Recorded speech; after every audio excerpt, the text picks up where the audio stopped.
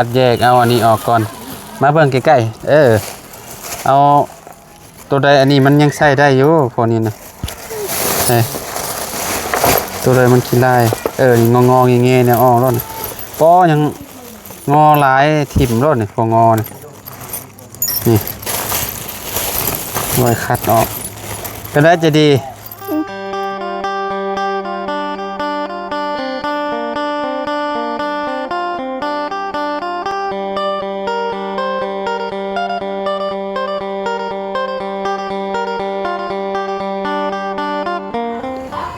มาพี่น้อยเนาะเปิดภาพมาบัดนี้อยู่ทางเฮือนน้องใจดีเพิ่นพี่น้อยเนาะก่อนอื่นก็สบายดีและสวัสดีเด้อพี่น้องเนาะ FC เบิร์ดสู่คนบ่ว่าสิอยู่ในและกระต่างประเทศพี่น้อยเนาะมาพบมาพอกันเนาะกับเฮาคือเก่าคือเดิมเนาะแม่นสบายดีโดยยังหลายบ่จะดีขออนุญาตได้เนาะคือแบบตะปูน้องเพิ่นยังมีลายอยู่พี่น้อยเนาะเฮาสิเอาตะปูตัวนี้แหละไปเอายังเหลือโบราณปานใดบ่นี่เด้บ่นี่เด้ยังตอกได้ลายอยู่เอาซื้อมาจะเพิ่มไว้บ่ต้องชื่อมาลายก็ได้เอาไว้เอาไปต่อเฮือนน้องเลี้ยงเพิ่นก่อนเนาะแม่นมีประโยชน์เด้ตัวนี้คือหยังซั่น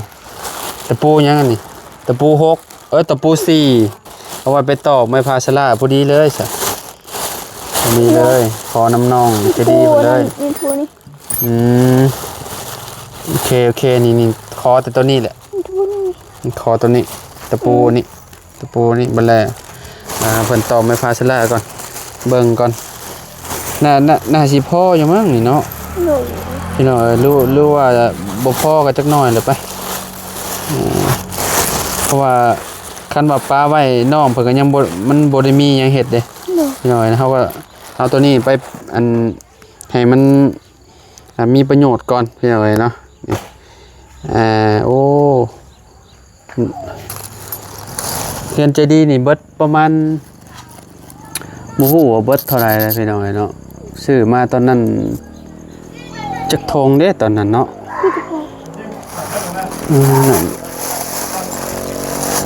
คิดว่าน่าสิพออยู่เนาะพี่อยู่พื้นพี่ก็มีอีกเนาะน้าบ่าวคิดว่าเบิดแล้วซะดอกนี่เด้ออยู่ในพื้นนี่พื้นนี้ยังมีอยู่อันนี้ก็เอาน็อตตัวนี้นะเอาไปยิงขอบข้างมันตัวนี้ได้เบิดเลยนี่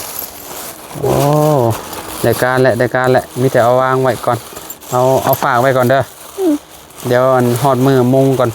เดี๋ยวสิให้เอาไปให้ช่างเพิ่นพี่น้องเอ้ยเนาะคือว่าใส่ให้มันมีประโยชน์คาดว่าปลาไว้วันนี้มันก็เท่าอยู่นี่แหละเนาะอันจะดีมันเฮาบ่ได้เอาเห็ดหยังเด้เจ้าเก็บเอาอยู่เบิดอยู่บ่มันหล่นแถวนี่น่ะแถวพื้นแถวหยังน่ะโอเคใช่เก็บแม่นตัวที่ว่ามันโผดมันงอก็เอาไว้แลกขนมไอ้พวกที่ว่ามันขดๆแบบนี้นะเอาไว้แลกขนมรสนี่นะน้องเจ้ามากินขนมอยู่แล้วไว้บนอื่นนี่เนาะฮะเอาไว้ต่างเอาไว้ต่างรถเลยเอาแยกออกไว้รถนี่พวกงอแงนี่แบบว่าเอาใส่งานบ่ได้ดอกพวกงอนะมีแต่เอาไว้แลกขนมบ่รถเรียกว่าเอาไว้ขายก็ได้สะสมเป็นขายพี่น้อยเนาะมาพี่น้อยเนาะบัดนี้มาคัดแยกเอาอันนี้ออกก่อนมาเบิ่งใกล้ๆเอาตัวใดอันนี้มันยังใช้ได้อยู่พวกนี้นะตัวใดมันขี้ลายนี่งอแงๆเนี่ยออกแล้วนะป้อยังงอหลายถิ่มแล้วนี่พวกงอนี่ไว้คัดออกก็ได้จะดีอยู่ดีไม่แห้งอยู่บ่บ่ได้พอกัน3 มื้อได้พี่น้อยเนาะบ่ได้พอกัน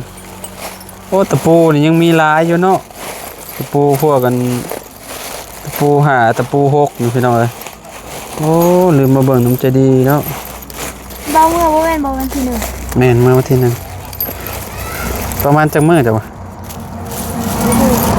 ประเมื่อวันที่หนึ่งกับบ่ไลแหละยังเห็นกันอยู่เนาะ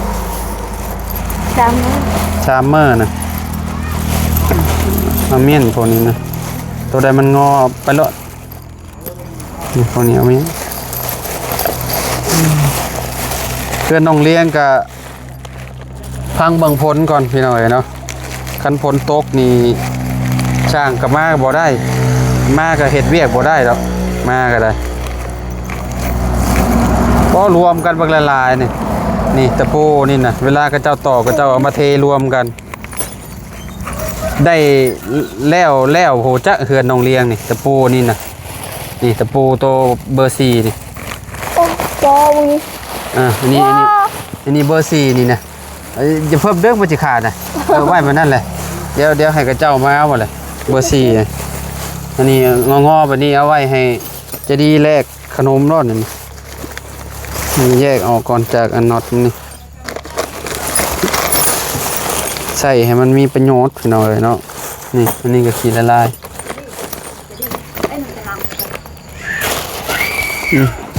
ไอ้จังจ้ะลองเตียว เจ้าเอามาใส่กันแม่สิเฮ็ดหยังน่ะสิหาหมกพริกไปเฮ็ดหยังเจ้าลีหาหมกพริกไปเฮ็ดหยังน่ะนี่น็อตตัวนี้เอายิงขอบข้างมันพี่น้องเอ้ยเนาะตัวลบมันหั่นน่ะแต่มันยังบางลายนึงไปเรียบร้อยตัวนี้ปลาวันนี้มีอีกบ่ทง มีดิ เอาทงมาอีกไว้เดี๋ยวสิเอาอันตัวนี้เอาหัวนี่มันออกต่างหากเพราะมันยังเหลือลายจังเลยอันนี้ปลาเป็นกันน็อตแบบนี้นะมันมีอันนั้นได้พี่น้องเอ้ยมันมีอันตัวห้องมาอยู่มันมีไอ้แวนเด้ทุกอย่างเด้เวลาเขาตอกเข้าไปนี่เขาหันน็อตเข้าไปนี่มันคือจะเป็นกรุ๊ปแบบนี้เลยแต่ว่ามันกับโบหัวนะนอกจากว่าเขาตอกแล้วมันบ่ถึงไหมนะเมนยุบแบบนั้นนะหัวแทบแบบนั้นนะเพื่อนเจ้าก็หัวบ่หัวลายบ่เพื่อนจริงๆนะหัวบ่เฮงว่าต้องซื้อด้านมาอันกาวอันนั้นนะมันยิงใส่ได้แบบนั้นซ่อนถุงก่อนถุงเตรียมเมียนให้เพิ่นร่อนจะหน่อยเวลาสิโมงน่ะสิถามหายังลายอยู่ตัวนั้นมันยังซื้ออยู่ก็เอาอันนั้นไว้เพื่อได้เห็ดห้องโน่ห้องน้ำให้เจ้าเรือนครัวให้เจ้าโอ้พวกตะปูนะยังมีประโยชน์หลายอยู่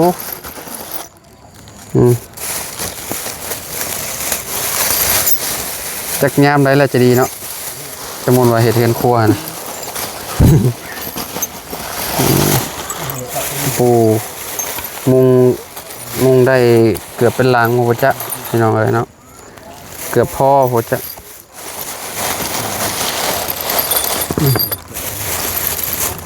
ดีแต่แม่จะดีเราเก็บเมียน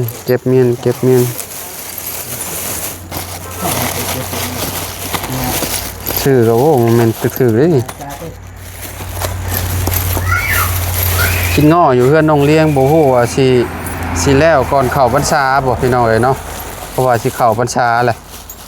กันว่าเข่าพรรษานี่ขึ้นบ่ได้แล้วเฮือนเจ้าของเฮือนขึ้นนอนอยู่ก่อนบ่ได้เพราะสมมติว่าเข่าพรรษาก็ได้หรือว่ามันผิดบ่แต่เนี่ยแต่เฮือนน้อง2คนนี่เพิ่นแล้วแหละยามพ้นตะลีรอก็มาอาศัยอยู่นำกันก่อนก็ได้ละว่าจะดีชวนเอาแน่น้องเลี้ยงนะ เลี้ยงก็นอนอยู่พี่ตลอด นอนแล้วบ่ โดย ชวนกันเลยเผื่อเฮือนเราสิแล้วเฮือนเราแล้วก็ใครแล้วโอ้ต้องว่า2ถุงพุ่นเลยพี่น้องเนาะโอ้เดี๋ยวพ่อพุ่นแล้วนี่พ่อว่าจังเวลาเฮาสั่งอันไม่สั่งลูซิ่งเฮาสิบ่นั่น เอาสิโบสั่งเอาอันนี้พี่น้อยเนาะสั่งเอาตะปูมันปิดสบายแล้วบ่ประตูเฮือนเจ้าบัดนี้จะดี โดย ใครเนี่ยเนาะ FC เพิ่นแนะนำมาว่าให้เอาอันนั้นใหญ่ให้น้องเพิ่นโลดว่าซั่นอันก้อนล็อกนะเอาแบบบ่ต้องเอา2อันนะให้เอาแบบอันเดียวเลยอยู่ตรงกลางเลยหั่นน่ะเวลาเจ้าปิดเจ้าจำบ่ได้อันเอามือยื้อขึ้นตัวเทิงอะเด้กะดีกันได้แบบนั้นก็ได้โอเคแล้วเตรียมการไว้ให้สร้างมาก่อนจุมเจ้าขี่รถผ่านไปจะว่ามองหันนะมองครัวนะมองสะพานนะมันอันนั้นมันผัดอันนั้นไปว่าบ่ติอันนั้นเด้ท่อน้ำนะเพราะว่ามันขาดเด้รถใหญ่มาบ่ได้รถใหญ่นะจอดเต็มอยู่แถวนั้นนะ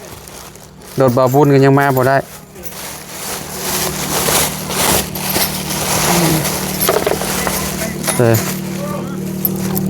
อันนี้เอาไว้ใส่อันนั้นเจ้าอีกโอเคเอาเรียบร้อยโอ้ลายเติบเลยอันนั้นตัวมันงอนะเอาไว้แล้ว ปูไหม โอ้ยังบึงลายพี่น้องเลยเนาะมีแต่เอาตัวนี้เลยเอาไปให้เป็นต่อก่อนสมมติว่าเห็ดเทือนจะดีกะซื้อมาทงหนึ่งก็น่าสิเหลือเห็นหน่อยเนาะเอาประมาณทงชำนี้สมมติว่าเห็ดเทือนขอเทือนครัวแล้วค่ะนะห้องน้ำมันนะอันนี้ถุงขาดไปแล้วนี่ ปูน อันนี้มีอันนี้กับตะปูอีกบ่นี่โอ้ตะปูกับตะปูนี่งอหมดแล้วนี่นะ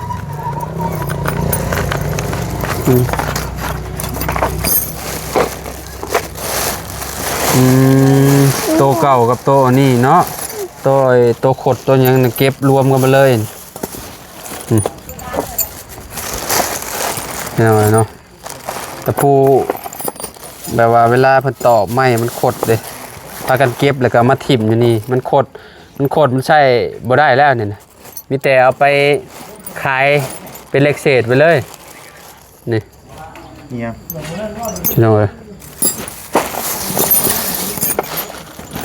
แล้วอะไรมันเลือกตะปูซอยกันนี่เลือกไปขายก็เลือกไปขายได้นะบ้าได้ปูละ1,000ไว้ไปซื้อขนมคอยอันนี้คอยมาคัดเอาอันนี้เอาไปต่อเฮือนน้องเลี้ยงก่อนได้หลายเติบจากบูจากแล้วโหจ้างเนาะแล้วพุ่นจ้ะนี่ดีกว่าปลาเมียนจะซื้อป่ะมาขอได้ใช่ไหมบ่ได้ใช่ฮะอันนี้ตัวนี้ได้เยอะขดด้วยนึงอันนี้ใช่ได้แต่มันขดแห้งๆเนี่ยเอาอันนั้นรถ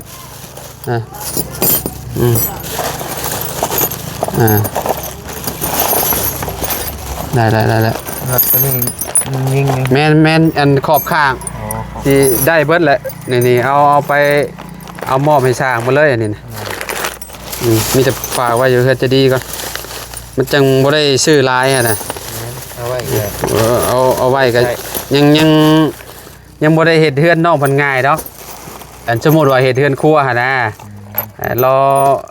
รอมีงบก่อนเอาไปใส่ก่อนเห็ดมา1อยู่ตารางที่เก่าเห็นแล้วก็มา1มันนี้เก่าเด้บ่ได้ใช้ในเฮือนครัวเฮือนน้องไส้อย่างนี้เห็นบ่เฮือนน้องเอ็ดก็ได้บ่ได้ใช้เอาไว้เฮ็ดอยู่นอกเอาไว้เฮ็ดอยู่นอกคือเก่าเฮ็ดให้ซื่อแม่นเสียดายเราเสียดายโอ้ยก็เจ้าเฮ็ดให้แล้วนี่สิเสียดายมันงอนี่จะดีอันนี้นี่ตัวนี้ก็ได้คือกันนี่สิเอาไปตอกไม้พาชละเหลืออีกได้พอเลยนี่เมื่ออย่าลืมบอกกันเด้ออย่าลืมเป็นเวลาสร้างถามหาอันตอบไม่พาชละมาเอามากัน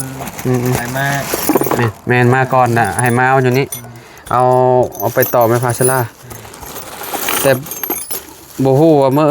เสร็จเพิ่นสิแล้วบ่อันเฮ็ดหนทางอยู่ก็แน่มาแล้วก็สิลงมือช่างแม่พาชละมาพร้อมกันแล้วกับ แผ่นลูชิง พาไม่ใช่ได้จะสร้างมาแท้ เซโปนได้อันนี้นะ อันนี้บ่ แผ่นละแสนกีบแต่ชื่ออยู่นี่แผ่นละแสน10แสนชาวแต่สีมันก็บ่ได้อันตามที่เฮามักเด้มันมีแต่สีเดียวแต่ เฮือนน้องไอ้ใจดีนี่อยู่บ้านดงนี่บ่ เชโปด สร้างอยู่เจโปน แม่นสร้างน้ำไม้เวียดเด้ไอ้เวียดเรามาส่งให้เด้ โอ้บ่ได้เอาง่ายดอกอาจารย์บ่ได้เอาง่าย กลัวฮะ แม่ ฟังเบิ่งคะแนนผลบ่ตกก็เจ้าก็น่าสิเร่งให้แล้วแหละคะแนนผลตกก็เห็นงานลำบากได้พี่น้อยเนาะมันบ่แล้วง่ายเด้เพราะว่าก็เจ้าวางท่อเด้ท่อใหญ่ๆเลยใส่ท่อใหญ่เลยมันคือท่อน้อยน่ะมันระบายแบบว่าบ่ไหวเนาะน้ำเนาะมันเห็นให้แบบว่ามันดินมันเซาะเด้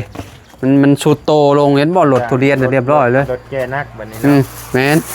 มีแต่รถแก่นักๆได้แถวนี้น่ะพี่น้อยเนาะ ท่อนี่น้อยบางๆเหยียบปุ๊บ นี่แบบว่ามันถ้าเจอมันน้ำหนักหลายมันหับบ่ได้เด้มันก็หุบลงแล้วก็รถตัน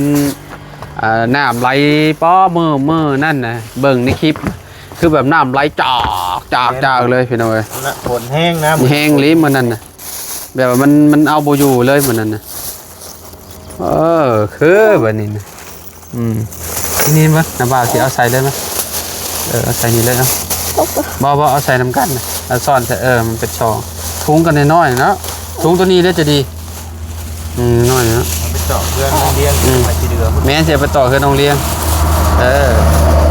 ใส่น้ำกันเพราะว่าซื้อมาแก๊ส1เด้แก๊ส1ก็สิมันลายเด้เพื่อนน้องเพิ่นนี่ก็ใส่ไปประมาณครึ่งนึงนะยังครึ่งนึงเนาะเอาไปต่อเพื่อนหลังนั้นก็เจ้าพ่อจังนี่เนาะพ่อนี่ก็ข้างแล้วนี่มันยังเหี้ยลงอย่างนี้ก็มีแต่ว่าพวกตะปูพวกนี้นะ มันใส่บ่อยากได้แล้วมันงอๆแงๆแล้วที่เฮาเก็บออกมาเด้จะดีมีแต่เลือกเอาออกไปแลกขนมรถเวลาเวียดมาเอาแลกขนมมันให้น้องเจ้าเด้อันเขตแถวนี้มักแลกขนม น้องป๊อปกันได้ โอเคละลายด้วยเนาะมาอันนี้มีแต่คัดแล้วเรียบร้อยแล้วอันนี้แล้วเรียบร้อยแล้วมีแต่ให้น้องจะดีเพิ่นเอาอันนั้นเม็ดพี่น้อยเนาะเอาไปไว้มองเก่าแล้วมืออะไรสร้างมาเฮ็ดแล้วก็จังอันนั้นเนาะมาลงมืออีกมาบัดนี้เนาะให้น้องจริงๆเป็นมือกล้องให้สบายดีโอ้ยพี่น้อยเนาะเป็นได้จริงๆพอเด้ขายแล้วบ่อันนั้นน่ะยังทุบแล้วเรียบร้อยแล้วอันนี้ทุบแล้วแต่ยังบ่นั่นติยังบ่ได้ไปขายอันนี้มันเกี่ยวอันนั้นนี่มันสั่นเอารถเอาไว้ไปแลกขนมรถมันใช่บ่ได้แล้ว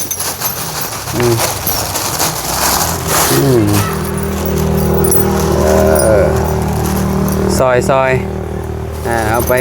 ซอยเอื้อยซ้ำเอื้อยแล้วเนาะลูกกันอ้ายของแม่เด้ซอยกันแต่ก็รุ่นเดียวกันนั่นแหละกับเรียงนะเนื้อนี่ตะปูนี่มันอยู่รวมกันเนาะพวกนี่เอาออกใช่ไหมนี่ตัวนี้เอาพวกนี้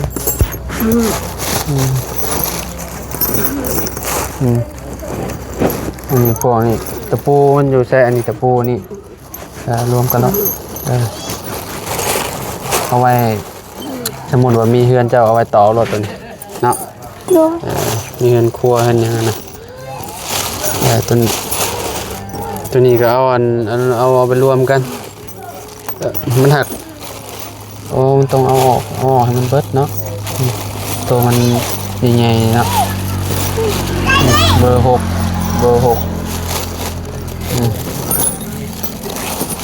ใช่เบอร์แล้วบ่ยังเหลือแต่เบอร์อันนี้นี่ยังมีอยู่นะโอ้ลืมเอาให้มันเบิดมาใส่จะดีนี่มาใส่นี่น็อตโอเคน็อตนี่เอาใส่ตัวนี้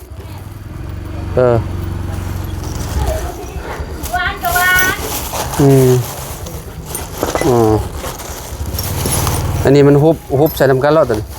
นี่ตัวอันนี้มัน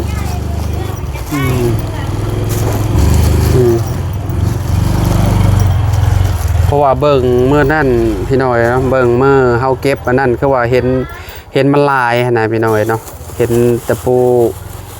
ตอกหลังคานี่มันลายอยู่หั่นน่ะก็เลยว่าโอ้เอาไป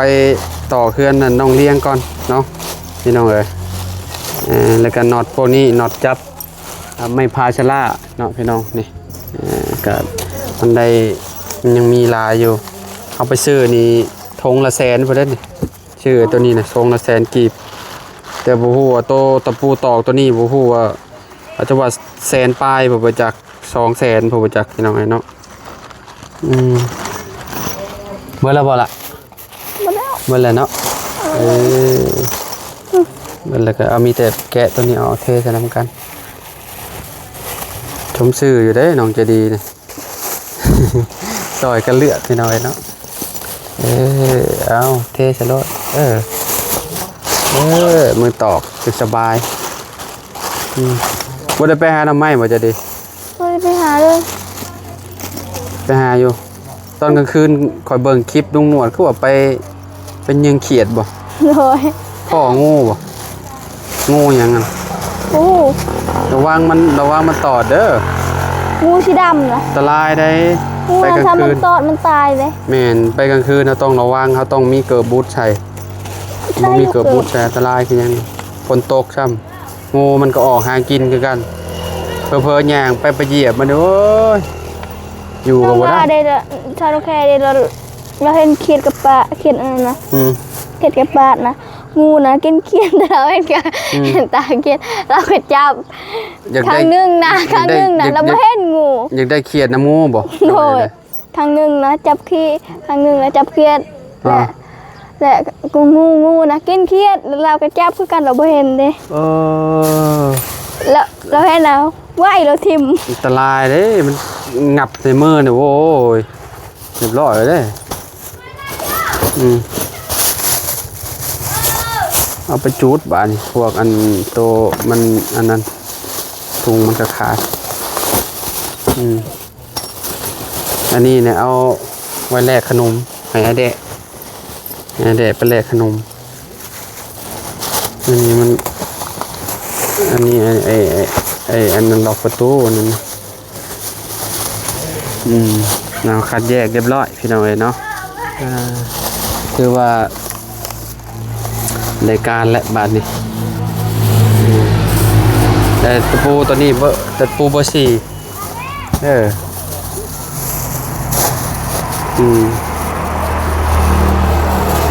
ป็นอย่างเอาไว้นำกันบ่เนี่ยตัวนี้เอาแยกเอาตัวนั้นก็เอารถ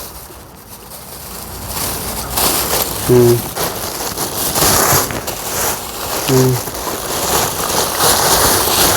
อเคอันนี้เอาไว้ตัวนี้ก็ได้เอาไว้รถอันนี้เอาไว้ให้เจ้าเอาไว้ให้เจ้าอันไว้แลกขนม